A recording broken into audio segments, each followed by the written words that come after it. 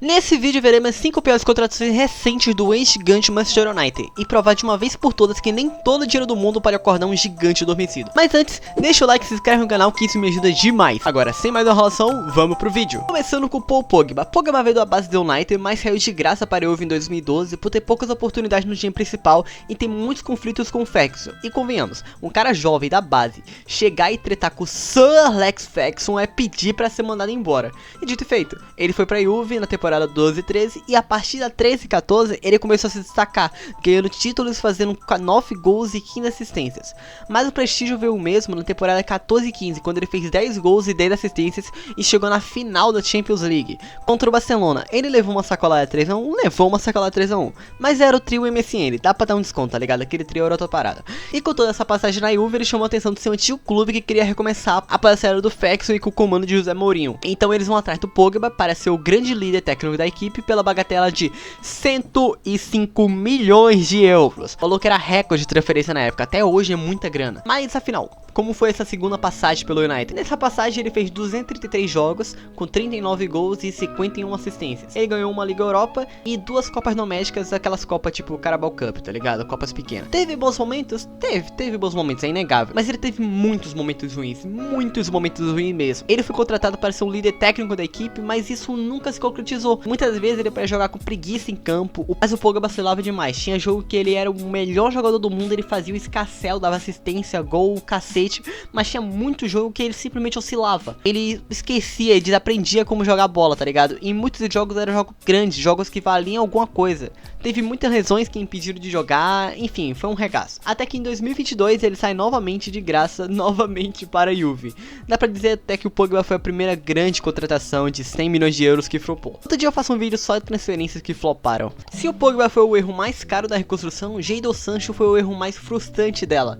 Sancho era uma estrela no Borussia Dortmund, um dos melhores jogadores da Bundesliga. Na temporada 2018-2019 ele fez 13 gols e 20 assistências. Na temporada 19-20 ele fez 20 gols e 20 assistências, o famoso 20-20. Temporada de craque, sem sombra de dúvidas. E na 20-21 ele fez 16 gols e 20 assistências. Era um jogador muito constante, muito bom, driblador, de uma criatividade incrível, velocidade e era decisivo. E em junho de 2021 o Manchester United paga cerca de 73 milhões de euros. Ele chega como esperança da torcida, símbolo da nova fase, um possível craque mundial, mas não deu certo. Sancho nunca assumiu o protagonismo, nunca teve a mesma liberdade que tinha na Alemanha, não se adaptou à Premier League, teve vários problemas psicológicos, o que é sério, precisa ser respeitado, e entrou em conflito público com o Erik ten Hag. E convenhamos, o ten Hag não abaixou a cabeça nem pro Cristiano Ronaldo, vai abaixar pro Sancho? Não vai abaixar pro Sancho. Resultado, afastamento e empréstimo. Primeiro empréstimo ele voltou pro Borussia Dortmund, jogou um pouquinho lá, mas não tanto, só fez 2 gols se eu não me engano. Depois ele voltou pro Aston Villa, voltou pro United de novo, foi emprestado novamente pro Aston Villa, onde joga até hoje. Dá pra dizer que depois da ida do Sancho, o United ganhou a fama de cemitério de craque, porque parece que jogadores que chegam no auge, eles regridem, como se o contexto do clube o auto-sabotasse os próprios talentos do time. É uma pena, sinceramente é uma pena. O Sancho atualmente tem 25 anos e eu realmente torço que ele volte a jogar como ele jogava no Dortmund, porque era um dos jogadores mais legais de se assistir, era um dos meus jogadores favoritos. Todo jogo do Sancho eu pensava, caraca, esse cara vai fazer alguma coisa incrível fora da casinha, porque ele era esse jogador. Era tipo o que o Yamal é hoje, tá ligado? Um jogador totalmente diferente. Esse aí era o Sancho.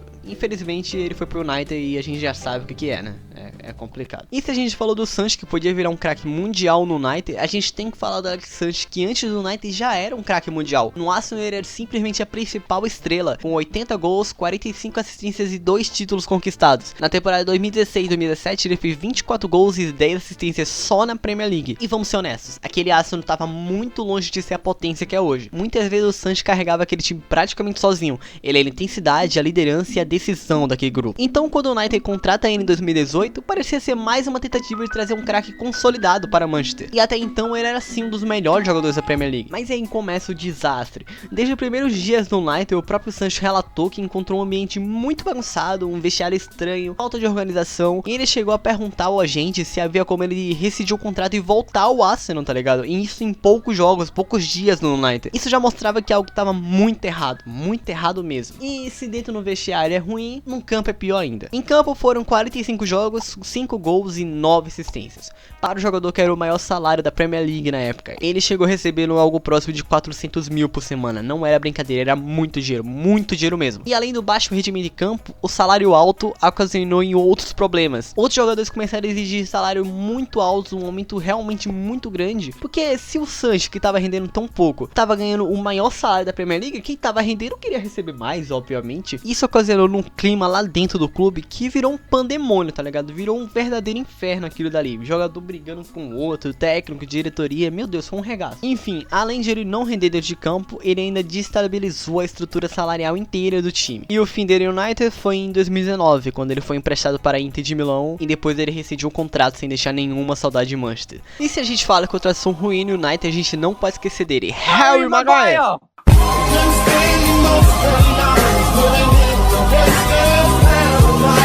Porque ele é o exemplo mais visível de jogador que saiu valorizado e virou meme. Antes do United ele era destaque do Leicester. Boa Copa do Mundo, fez uma boa Copa do Mundo 2018 pela Inglaterra, era um zagueiro sólido, um líder defensivo. Por tudo isso, o United pagou cerca de 87 milhões de euros para contratá-lo. Na época era o zagueiro mais caro da história e foi por muito tempo o zagueiro mais caro. Atrás hoje só apenas o Gvardiol, que foi contratado pelo City em 2023. E o Maguire chega como um líder da defesa, um capitão, mais um símbolo de reconstrução. Mas assim como todos os outros, não deu certo. Vieram falhas constantes, vieram gols contras, erros de engano de jogos, exposição absurda na mídia e ele virou meme. E quando o jogador vira meme, a confiança vai embora. Parecia que toda partida tinha potencial de fazer um erro decisivo. Muita gente já entrava em pânico só de ver o camisa 5 em campo. Enfim, o Maguire era mais um jogador que chegava para ser a solução do time, que vinha apresentando há vários anos um bom nível, mas chegando no United o cara vira outro jogador diante da estabilidade tática que é esse clube. É complicado, o United é realmente um cemitério de crack. Mas falando em meme, vamos falar do GOAT, o Beyblade ambulante, o cabra, Antony da Silva.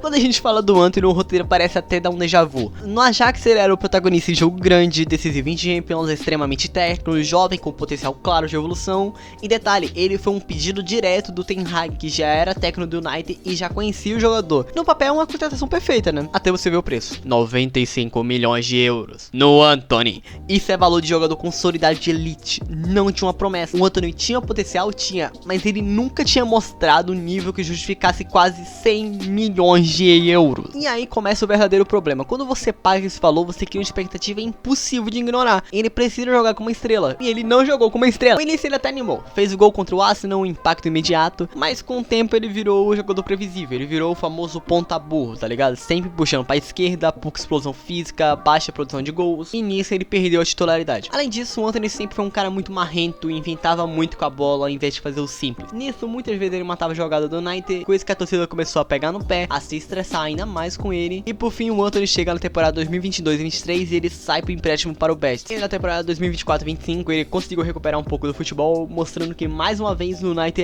é realmente um cemitério de craque. Todo cara bom chega lá, o cara desaprende a jogar bola e vai para outro clube e ele volta a jogar bola. O problema é o United. O United é complicado, tá ligado? Não pise no Old Trafford, o teatro do sonho vai virar um pesadelo. E só pela curiosidade, o United gastou com essas contratações 351 milhões de euros. E nenhum jogador deu certo. Dava pros caras contratar craques como Vini Júnior, Pedri, Haaland, Mbappé, o cacete, mas eles preferiram torrar a grana no Antony e no Maguire.